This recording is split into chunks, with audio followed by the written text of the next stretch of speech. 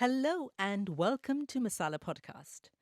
Today I have a super special guest, someone whose work I've followed for a couple of years now, and I love what they do and love that what they stand for. We have with us Aparna Nancherla. Aparna, welcome to Masala Podcast. Thank you for having me. How's your day been? Good? It's been good. I don't know if the listeners care, but I was very late. And I think as someone who is chronically late, I try to not let it inform whatever I show up at, to not have that frantic energy. Oh. But luckily I have kind of I'm good at masking my anxiety. So I think usually people can't tell that I'm like, oh, I was so late and I'm very embarrassed. I can't tell. You're Okay. good. Okay. You're good. So let's start, Aparna, at the beginning. Tell me a little bit about where you grew up. I know from kind of reading your stuff that your parents moved from Hyderabad and that you grew up in Washington, D.C. Is that right? Yes, they are both doctors, and I believe my dad immigrated to the States first and lived kind of in a bunch of different cities. I think he might have started in Texas and then was in Chicago for a while and kind of hopped around depending on jobs. And then he ended up outside DC, and I believe went back and married my mom. They had an arranged marriage, and then yeah, came here, and I have an older sibling, so I believe they were born in India and then came here, and then I was born like 2 years later. But I grew up, yeah, I would say I grew up, I had a pretty typical kind of like upper middle class suburban upbringing, and yeah, grew up in a diverse area. I would say outside DC there's a lot of international Hmm. work and just a lot of transient workers moving through that area. So I feel lucky in that way to, not have grown up being like the only brown face. But um, yeah, I would say I had a pretty typical uh, upbringing. I maybe was a little bit sheltered with immigrant parents, of having that kind of, um, having to be like, okay, sleepovers are okay, but is dating okay? No, no. Like, I think there were a lot of negotiations that had to Yeah. happen when my sibling and I were growing up. But I'm the younger one, so I feel like they fought a lot of the battles for me. Yes, which is typically Yeah. what happens, isn't it? The older one. I'm Yes. the older sibling, so you have to do all the work, and then the younger ones come along Yeah. and swan in and out, and you're like, Yeah. Exactly. hmm. Did you feel like you belonged where you grew up? Did you have a sense of connection and belonging in the area? I think I did, but I was also a pretty shy kid. And I Mm. think my mom was often worried, that I was like too timid for the world, and that like people would take advantage of me, or I just like couldn't stand up for myself. So I think I started a lot of my younger life as kind of an observer, like kind of taking in everyone else and maybe not sure what my place was. And maybe not just as a South Asian person, but I think just as a person in general, I sometimes didn't know how I fit in socially with, even in like majority South Asian environments. Like I just felt like maybe quieter than the person next to me, Mm. and not sure how to conduct myself. And I think also I had a lot of anxiety at that age. So I wasn't sure, if that was something everyone experienced or just something I had to kind of navigate on my own. I don't think I had a word for it for many years. So it was just kind of informing a lot of that early childhood. And yeah. Did you have any friends? Did you have many friends in the school that you were in or the neighborhood that you lived in? Yeah, like my sibling and I definitely were friends with like the neighborhood kids, and then I had friends in school, but I think it was very kind of compartmentalized, where maybe I wouldn't see my school friends outside of that environment, and like I would see neighborhood friends in the neighborhood, but it wasn't, I think socializing outside the family wasn't necessarily like a priority or like something my Mm. parents were seeking out, other than maybe like cultural events or like community events that Yeah. are, were more South Asian focused. So let's talk about comedy. When Yeah. was the first time you found comedy or comedy found you? Do you remember? Yeah, I think I was always attracted to kind of silliness and goofiness, and my mom definitely has a playfulness about her that I think sometimes she would go into that gear and then sometimes she would be more serious, but I think it was always like it felt like something was lighter or more possible when we were in that kind of sillier, goofier mode. And I think I observed like, class clowns and like people who were more immediately like funny in their environment. And I was kind of like, I want to do something like that, but I didn't know what my own entry point into it would be. Hmm. And then so I sort of just started taking in more comedy as I got older, and this was before YouTube and like the internet, so there wasn't quite the accessibility that there is now of Hmm. having a career or pursuing something in that field. So I think the first time I tried it, my friend and I went to like a stand-up comedy open mic over the summer when I was home from college, and I think he was definitely interested in stand up, and he was like, I think I'm going to try it. So we both kind of made a promise to each other that we'd both try it one time before the summer was up. And so I think that was the first time I ever went up, was maybe on my 20th birthday, I believe it was. But I think it helped to have kind of that agreement with someone else, because otherwise I think I would have maybe talked myself out of it. And I just, prepared some basic material about like what my life was like around then. And I was living at home with my parents and just had some summer jobs. So I just kind of did some jokes around that. And it went better than I thought. Like I thought it was just going to go horribly. And then I would be like, well, I tried that and now I'm moving on. But it went well enough that I think I was like, oh my gosh, like maybe this is something that I could, keep exploring and like see where it goes.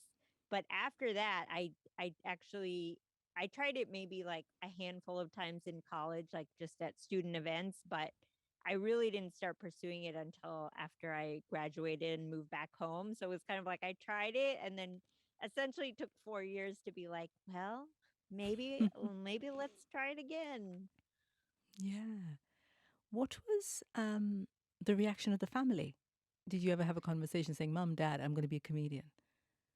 I don't think I officially had that talk with them. It was more even for me something that the Hmm. more I did it, the more I was like, I guess this is something I'm Hmm. pursuing actively. I think I've always kind of approached things in my life with this kind of tentative nature. So I'm always like Hmm. wary to put a label on it too soon. So I think like it was way after the fact that I even called myself a comedian. Hmm. And I think the first time I really had to negotiate with them about it was when I had been, because I stayed in DC for like 4 to 5 years and then decided to move to Los Angeles to kind of pursue it more seriously. And I think that was the first time they really felt like I was making a statement of like, okay, I Hmm. want to actually upend my life and make this my job. And I think, like most parents, they were worried about my financial security, but they Yeah. never discouraged me in the sense of like, don't do this. It's a bad idea. It was more just like, but also, why don't you go to grad school while you do this? And I was like, I don't think that's what I want to do. And yeah, for whatever reason, they've been very open minded about, I think, my choices. That's wonderful because Yeah. most South Asian parents, as we know, unless you're a doctor, lawyer, engineer, Yeah, it's of quite course. tricky, right? So I guess Yeah. that's really, really. And they had encouraged me early on to Hmm. like, yeah, they were like, are you sure you don't want to go into medicine? Like, are you sure you don't want to get Hmm. more degrees? But yeah, I think I've always, in my own kind of quiet way, like been pretty stubborn about like the way I want to go. Hmm. Hmm. What was it like though, as a young brown woman trying to break into comedy and make it into comedy? Was it difficult? Was it easy? It Again, I think it helped being in like a diverse area that it Hmm. wasn't like so unexpected for me to try this. I definitely wasn't one of like several. women of color doing comedy, but there were like at least a handful of other women, and I knew there had been like a South Asian woman who had done comedy in the area maybe a couple years previously and then lived in New York at the time. So I think there were enough examples for me that I didn't feel like maybe like, oh, this is something no one like me has ever done before. But I do think Mm, there were ways also that maybe helped me that I didn't even realize at the time. Like I did, um, like my material was very much in the everyday and the mundane and mm, kind of the the trivialness of life. And I mm, think sometimes women and comedians who are people of color get kind of shoehorned into maybe doing a lot of identity based mm, material, and I kind of didn't mm, go that route when I started, not for any reason other than it just wasn't like what inspired mm, me to write about. And I think sometimes I would get praised for that just because people would be like, "Oh, you're kind of doing something different than like other people like you have done before." And I think it was a little bit conflicting to hear that, cuz in some ways you don't want to mm, be like the exception that's like for reasons of you're just erasing your identity completely. But I think I was so new at the time, I sort of was like, oh, I guess this is the right way or something. Like I mm. didn't quite know what to make of it at the time. What was your identity? Like, what did you think of yourself as? American, South Asian, somewhere in the I middle? What? Yeah, I think I thought of myself as more American, but I think I also thought of the two lives. Like as I grew up, because my kind of school life was so compartmentalized from my life within the South Asian community, it did feel like kind of two identities. And I think comedy ended up being more in the Western identity. So it Mm, felt harder to blend the two after the fact. And I mm, also think I was maybe more protective of my South Asian identity, where I felt like more wary about misstepping. So it mm, felt a little bit more maybe unsafe to do mm. jokes about that when I didn't feel like maybe my Yeah, place in that community felt as yeah, assured. yeah. It's so common, this double identity thing. Like every Yeah, guest I've ever spoken to um, kind of talks about trying to balance these two worlds, right, this kind of Western world and this kind of South Asian world. And some almost at home, I'm like wearing a salwar kameez and eating samosas, and outside, I don't know, whatever, right. eating burgers and whatever the equivalent. But it is almost feels like it's how we survive. We build these Mm. two worlds and we kind of exist within these two worlds, and they don't necessarily meet a lot of times. Yeah, I mean, I remember distinctly like I took classical dance growing up, and I Mm, remember there was like a Lunar New Year celebration at my high school, and my sibling and I performed uh one of our dances at the celebration. And I just remember like there was a sound guy who was maybe like a white kid, and I think I saw him doing something that seemed like he was making fun of us, and I just mm, like it sort of just reiterated my feeling of like why it felt better to keep them separate, where I was just like, you mm, don't understand like what this is mm, or what this means to me, mm. and it feels like not worth it to try to explain it Yeah, to you. yeah, yeah, yeah. That's kind of sad, but I understand. It's like you're so protective of this part of yourself Yeah. that if other people don't see it or make fun of it, which is really hurtful, isn't it? So you'd rather keep it private. Yeah. Oh, I completely get it. So Aparna, you talk a lot about mental health in your comedy, Mhm. right? Why is this important to you? I think it didn't, I mean, it came about kind of unintentionally. I was Mm, struggling with uh I think a low point with depression at the time, and maybe my anxiety around performing had gotten kind of unmanageable. And I think I started writing about it really from a place of being at a loss of like how to move forward. mm, And I didn't really write about it with the thought that like, oh, and now I can turn this into material mm, and that will like fix it for me, but more just like I don't know what else to do. I'm kind of in this mm, stuck place, and my usual thing is to create something, so let me just like write about mm, it.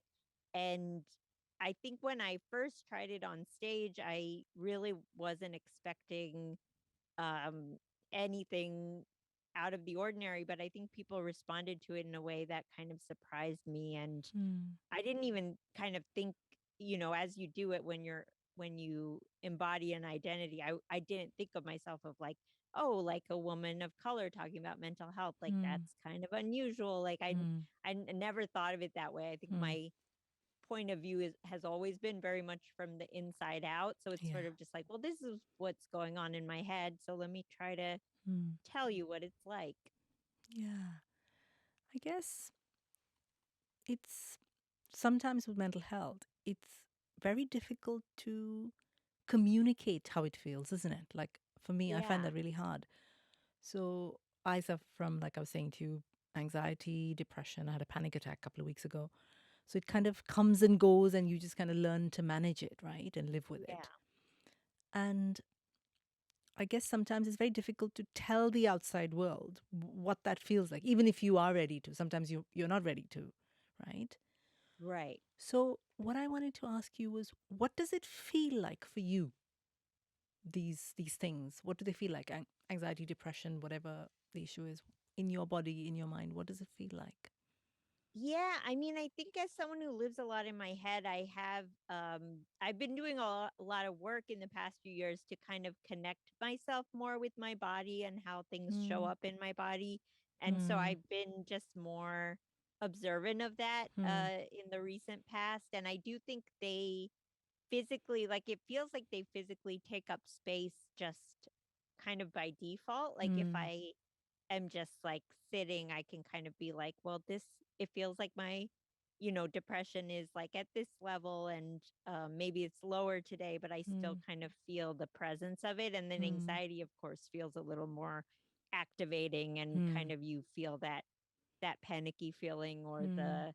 that dread, Hmm. that kind of moves through your whole body. But I do think it's like, so I'm so used to it now that I can sort of immediately tell you like, oh, this is low and this is high today. Or Hmm. um it I still kind of struggle sometimes with the fact that other people don't experience the world the same way. Like I can't imagine what your brain is doing if it isn't so like crowded by these two things. What do people do when they have all this space in their mind, right?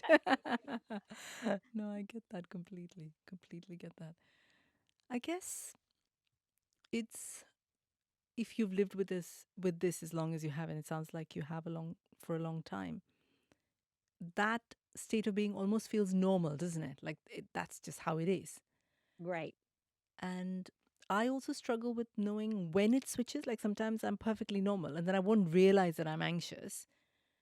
And then Right.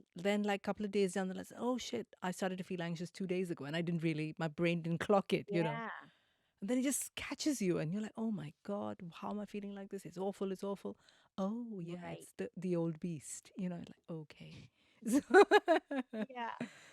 That's sometimes. the thing I've come to learn, Mm, just how cyclical it is, and mm, that I think kind of helps with the lower periods now, like mm, knowing that okay, this is temporary. I don't know exactly how long it's going to last this time, but I've kind of come through this cycle before. mm, mm, Um but yeah, it really can, like for me, I've developed sort of in the past few years also PMDD, which is just like worsening depression, anxiety around my mm, period. So it's like, mm.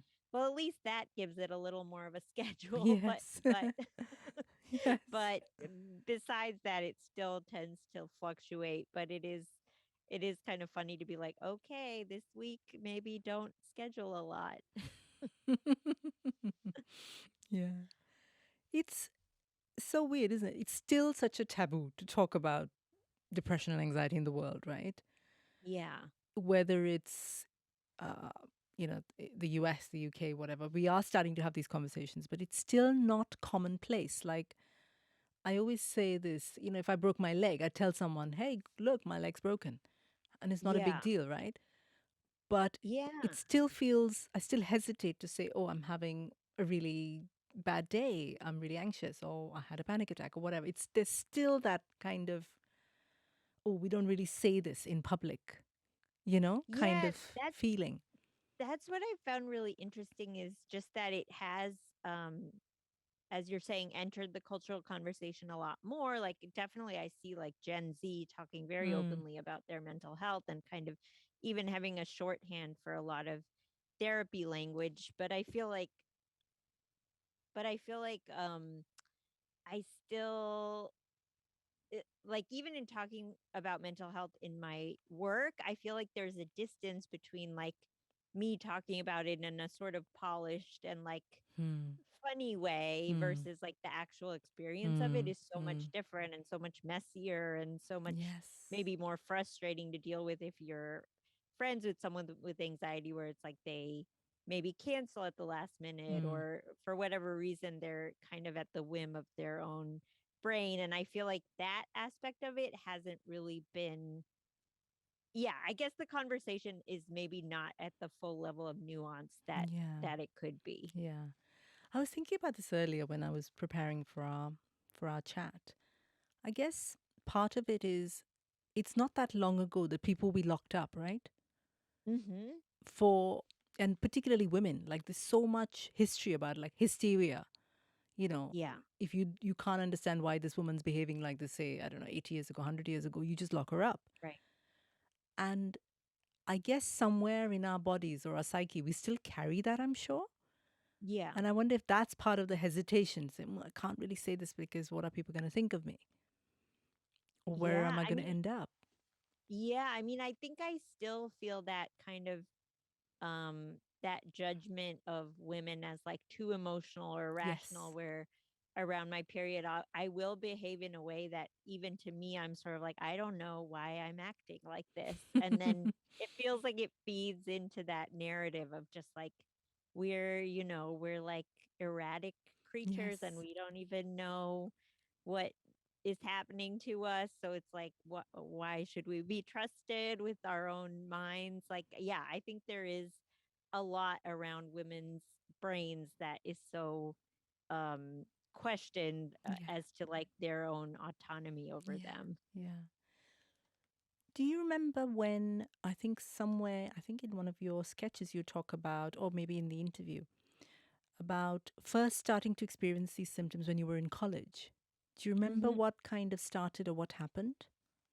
Yeah, I mean, my depression was maybe there from a younger age, but I think it didn't kind of reach a level where it was affecting my ability to live my life until college. And it actually first manifested as eating disorder, where I was restricting my eating. I was like running on the cross country team at school at the time. And I think I sort of started engaging in these restrictive eating behaviors as a form of control. But then it felt like it really was just kind of a mask for this depression I was struggling with. That was kind of an existential depression, but also just, yeah, feeling kind of stuck in general in my life and like as a person. And I think once I was able to name that, that kind of helped resolve the eating behaviors. But it did, there was some relief in, I think, being able to name it, because I think Mm, for so long I had just sort of thought it was this thing that just lived in me that I didn't really know how to make sense of. mm. Yeah. I guess the other aspect of it is in our culture, in South Asian culture, we just don't talk about mental health, Yeah. right? It just doesn't exist as a concept. And that feels like it's adding another layer of difficulty, right? Where we're taught to always have this mask on. Anybody asks you how you are, you're fine. And Right. especially like aunties, uncles visiting, you're like you're putting on a front and everything is good. Even within Yeah. families, if someone's struggling, the parents will never tell anyone outside that that person's No. struggling, their kids. It's just you've got to put up this front. You've got to keep this mask on of everything's perfect. And I Right. still see this among South Asian friends here in the UK. Yeah. Um, what do you think of this? Like, where do you think it comes from? What do you feel about this? Yeah. It's interesting because I think at some point I thought maybe it was part of the here, there, with Asian Americans, sometimes there's the model minority myth where, Hmm. you want to be seen as not a problem, and like you're Hmm. easy to deal with, and you're not maybe causing any tension in your community. So I thought maybe some of it came from a place of that, of just keeping up appearances and kind Mm, of staying under the radar in terms of any drama or stress. But I think you're right. I think it even comes from just some cultural norms around. I don't know if it's like just the collectivist idea of like your the group is more important than any individual mm, problem. But I mm, think there is something also to just family, like the family as a unit is maybe more important than any like mm. individual struggle within it. Yes. Like you have to seem like a strong front to everyone else, and like any conflict that's happening below the surface like does not need to be shown to other people. Mm. I've always wondered if it's like a survival thing as well. You know, when you're operating in survival mode, you cannot let anybody else see the weakness or the kind of the chink in the armor. Right. Right. And you have to kind of that's the mode of functioning, Right. because to admit vulnerability is to make yourself weaker, isn't it, in front of someone else? Yeah. No, S- that's a great way of looking at it, because I know, like, especially in my family, like my mom also struggles with anxiety and depression. I think is has been more open about her own mental health journey, and it's really my dad who's kind of the one who's has kind of the most doubts about like, mm, you know, mental illness and like seeing a therapist, and he just like doesn't it's I think he just feels like what you're saying, where it's like if you're having a problem you kind of suck it up and keep moving, yeah, like you're not letting showing your yeah, weakness, like how is that going to help yeah, you in any way? yeah. No, I've had friends, South Asian friends, say all sorts of things. I had one friend say to me that when I was talking to her about I have this, anxiety and depression, she's like, "That's nothing. Just pray to the God, and you'll be fine." And I'm like, well, if it were that easy, I would be in the temple every day, right? Right, right. I know. Sometimes I am like, whenever I get advice like that, I am like, wow, if that like works for you, I really like, I wish I had that brain where you could just, do the thing and check off the problem. Yeah. Have you had any like weird advice like this from I people? think I I don't know if I've gotten that one, but I've gotten, like, are you like did you try taking a walk, or like are you drinking enough water, and things like just very general self care. um and I'm like, sure, I think there are days where I could have drank more water, but I don't think I That's don't think gonna that's the manage only my thing. Yeah. anxiety. Drinking like 20 pints of water Yeah. isn't gonna Yeah. fix it. No, no, no. It's quite funny. I was watching the documentary this morning, Laughing Matters, Hmm. which is all about comedy and mental health, comedians and mental health, Yeah. and features amazing comedians like Sarah Silverman, Rachel Bloom, and of course you. Mm. And I loved it, and I thought it was so real and also so uplifting. It talks Yeah. about like quite dark, it's depression and comedy and how comedians are and how they deal with it. But ultimately, Yeah. it was absolutely uplifting. How did you get involved in it? I believe that documentary. I'm not sure if the timeline was just a coincidence, but I do remember like a comedian had recently passed away after taking their own life, Hmm. um and I think this documentary was sort of out of um the wake of that event, of just like we should be having more conversations about this, and especially like in the artistic community. Yeah. And so I think I was brought in that way. Just, they had been familiar with some of the material I had done around my own anxiety and depression. But I do think, yeah, I'm always happy to kind of help Hmm. shed a light on these things, because I think Hmm. for me at this point, I'm like very open in talking about it, and I want everyone to be able to have that freedom. Hmm. Do you think life as a comedian kind of makes things harder if you suffer from depression and anxiety. I was just thinking about this. It's like you get up in front of people and you're telling all these jokes and everybody laughs and tells you how amazing you are. And then it kind of goes away Yeah. and you don't know when the next time that is. So you're going from this lots of people, lots of adulation to nothing. I wonder if that's hard. Yeah, I mean, I absolutely, it's the worst career choice for my, like, without question. I'm like, what is the most stressful environment to put someone with anxiety and depression in?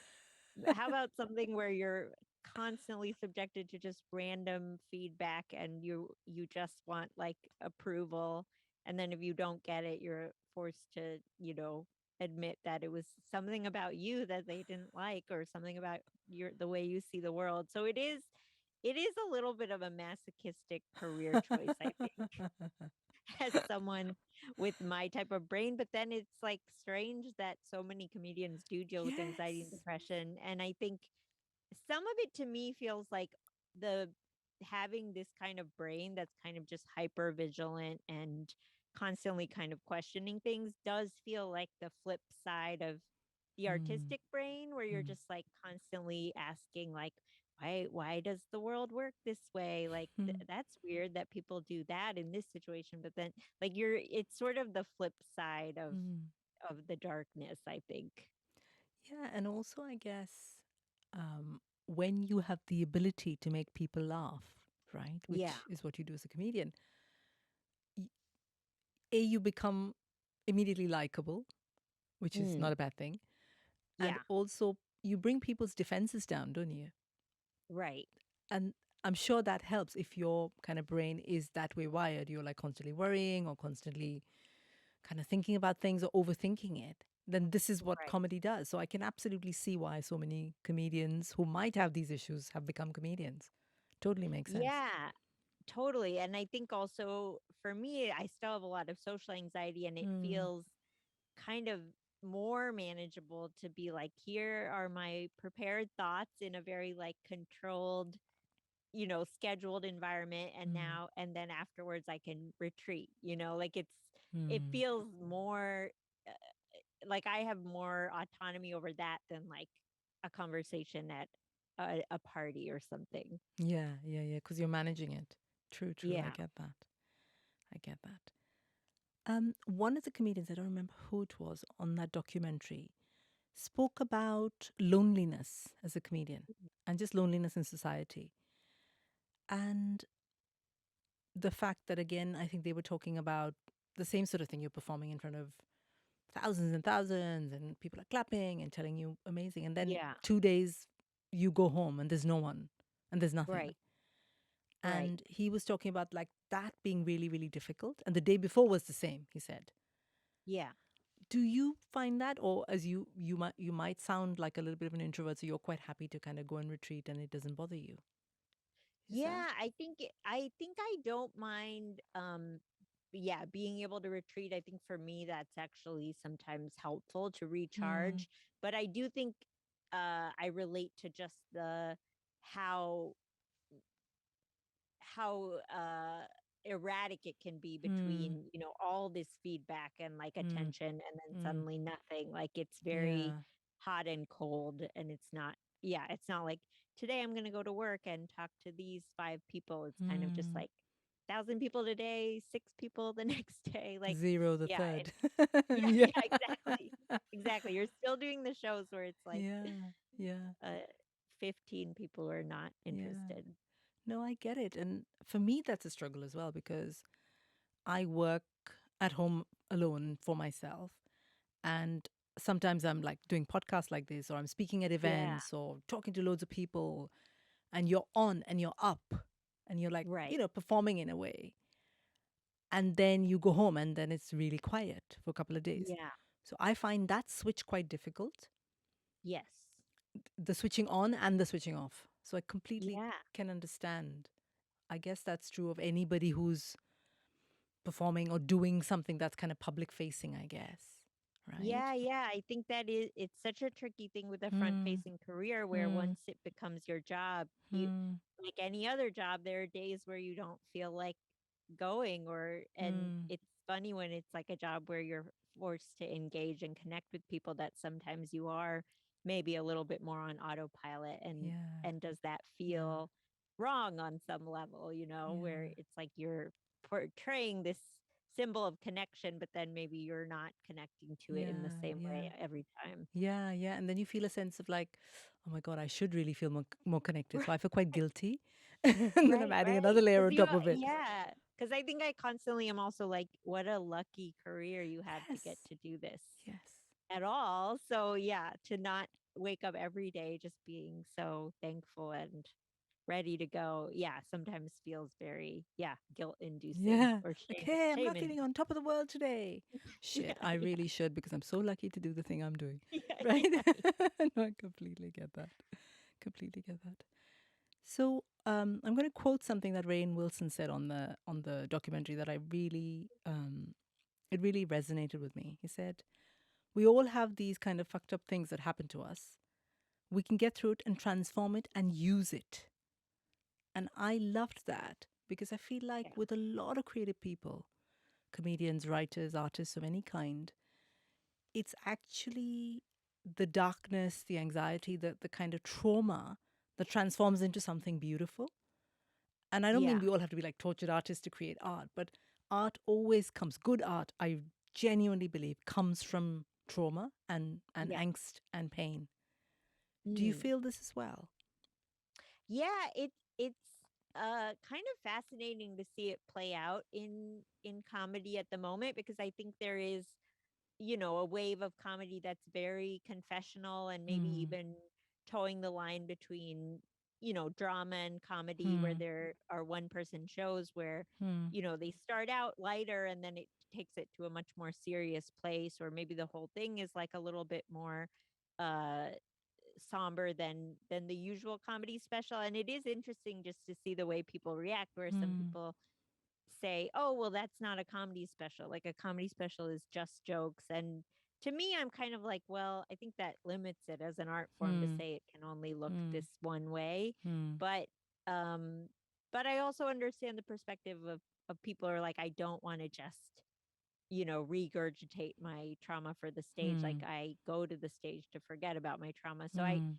I think it can go either way. It's just Hmm. giving people the freedom to say, like, take your pain and make it whatever you want it Yeah. to be, but it Yeah. doesn't have to look one way. Yeah. Yeah. I think you said that as well on the same documentary that comedy is a way to transform your darkest thoughts into a form that gives them a little less power.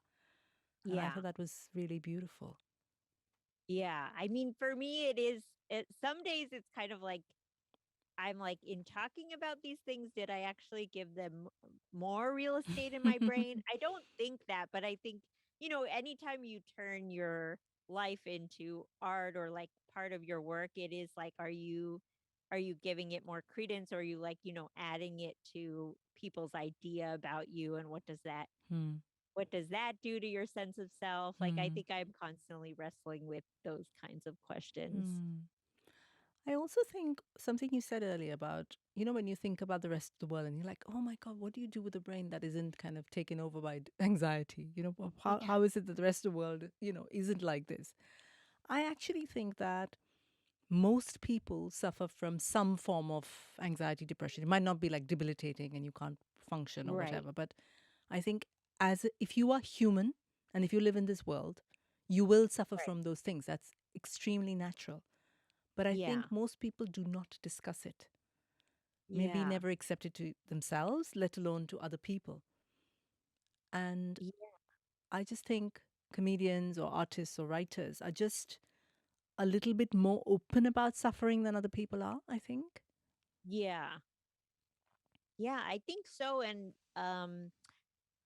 along those lines, I think there is a sort of status quo way of being in society. Like it might differ a little between, like India or the UK or Hmm. the US, but I think there is like we were talking about earlier, just this idea of like, the world is hard for everyone and you get through it, and you don't need to like air your pain for everyone, because Yes. everyone's in some kind of pain. But Yes. yeah, I just think, I don't know, this idea that you never show it to anyone. Like I don't know if that's like a capitalist thing where it's sort of Mm, like just keep moving forward, just keep mm, producing, or just like yeah, kind of social keeping up appearances thing. But it does feel like there is some sort of mandate that everyone has. Like you need to, if you someone asks how you're doing, you say, "Oh, good, good." fine. Yeah, yeah, yeah, I've been tempted to answer differently, but I never have dared to. You know, if yeah. somebody says that usual question, "How are you doing?" I'm like, "Oh, I'm actually feeling really shit." And then Right, you know, but I've never right. really done that. I know, I feel like maybe someone I feel like I've had that sometimes with other comedians where someone will come in with a sort Mm, of distinctly off energy or something where they yeah. are going through something and they won't try to hide it, and you Mm, still kind of see the panic in mm. everyone else's faces of like, what do we do? Why did they break the code? Like what's going on? Um and I also thought it was interesting during the pandemic where it sort of became a shorthand where everyone's like, "How are you doing?" And you don't have to say good because obviously Yeah. we're all Yeah. really sad, but even Yeah. that became a sort of like pat way of Yes. handling all of it, Yes. you know? Yes. Yes. Yes. I'm not sure if it's a is it a capitalist thing, I think, to deny that, or is it I'm thinking of like India, Mm, in growing up in India, living in India. It wasn't even a concept. Like nobody I knew discussed mental health right. issues. Like even during some of the hardest times in my life, like during my mum's death and I was just in a really bad place, Mm, it just there was no room to talk about it. There were no words, there yeah. was no language. Right. It's just completely not included, you know? Yeah. And so much so that an Indian friend once said to me that Indians don't get mental health issues. We just don't. You know, I'm like, okay. This is Yeah, I think that level of just like refusal to yes. engage is Yes. like like denial can be a powerful thing. Like I Yeah. think some people really I even think my dad on some level is just like I don't believe in depression. Like I Yeah. don't know what that is, it, but yeah, I think the brain is a powerful thing, and Yeah. yeah, like you're saying, I think people are wrestling with these things, but you can sometimes convince yourself, you're not if Yeah. you really Yeah. don't want to have to excavate any of those Yeah. layers. Yeah. Yeah. Yeah. Or they'll say stuff like, "Oh, I just like to keep busy. Every time I start to Right. feel something, I'll just keep busy." And we know that that's Yeah. a classic kind of denial Right. thing, Right. isn't it? It's Right. like, okay, Right. let me just get really, really busy so I don't have to feel this feeling that's extremely uncomfortable, right? Yeah. But then it's like that, then they can't ever stop. Yes, Yeah. exactly. And again, look, I always think this thing about the way we see people who are busy and together and have it together, let's put quote Hmm. unquote. And then on the other side, there's people who suffer from anxiety and depression and haven't got it together. I'm doing air quotes, it's a podcast, but Right.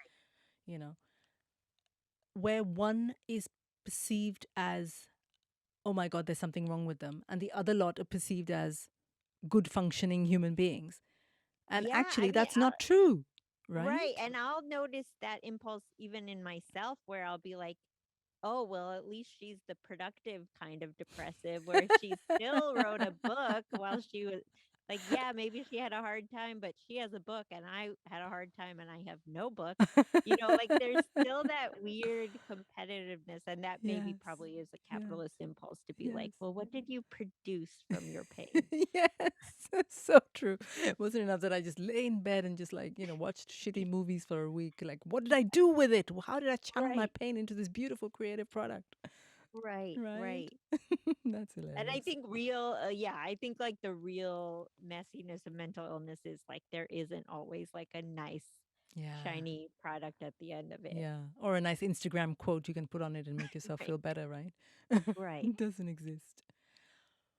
What's it been for you, for other people who kind of respond to this comedy that you do, specifically around mental health or any of the other stuff? Have other people come up to you and said how it has it helped them in any way? Yeah, I'll still get messages from people who will just be like, I listen to your album, or like I watched your special where you talked about this and it made me feel like less alone. And yeah, it means so much to me because I think I kind of assume now there's so much content and there's so many Mm, people freely talking about everything that to kind of still reach out and connect with someone, like it feels very kind of humbling mm, to know that you can still have that impact on someone just by sharing your own mm, experience. mm.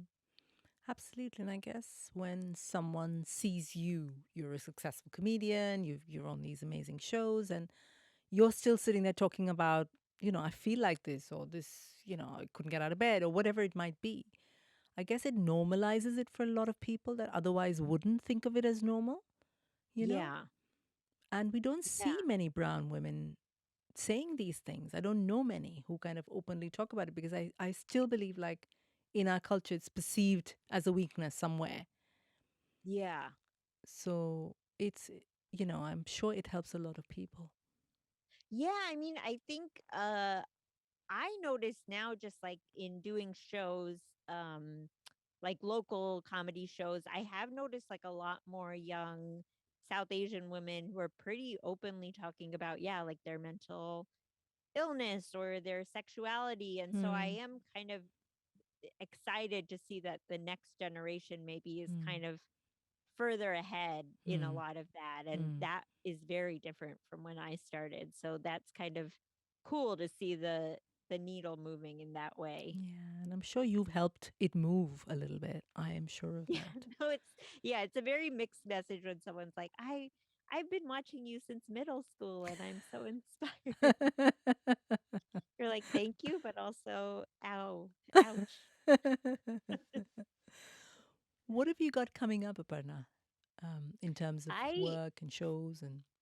Yeah, funnily enough, I mentioned writing a book. I have a book coming out. It Ooh. took me a very long time to write, but it's a book of essays, and the overarching theme is imposter syndrome and how I've sort of wrestled with it in pretty much every area of my life. But Hmm. yeah, so that is coming out in September. Fantastic. What's it called? It's called Unreliable Narrator. I like that. I like that.